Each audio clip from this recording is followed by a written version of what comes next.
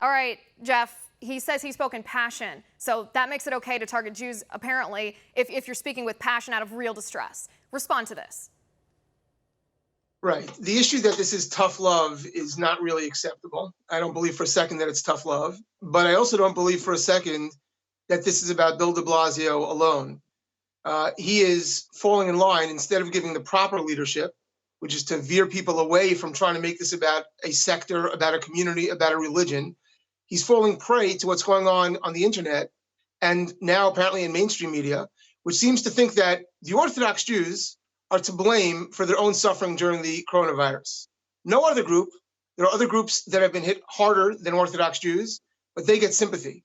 We, on the other hand, are considered to be not the victims, but somehow the perpetrators. Again, I'm not blaming Bill de Blasio himself, but what he should be doing as a leader of a city that has over 1 million Jews, he should be leading away from this kind of targeting of Jews.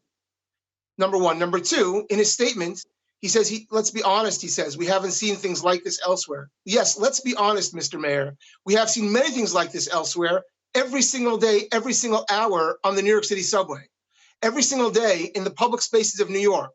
But if they're not wearing yarmulkes or with beards, somehow that's okay. But there's this obsession with focusing on every outlier. Every time 3 Jews get together on a street corner, somehow it's a news story. It is. And you and I have talked about this over the past couple years as we've watched Orthodox Jews in New York City be targeted, attacked in their own homes, beaten on the streets, preyed upon by anti-Semitic individuals, and the media, the mainstream media, and elected politicians in New York City who are Democrats have ignored this. They've enabled it. They've almost been complicit in these attacks, given their silence.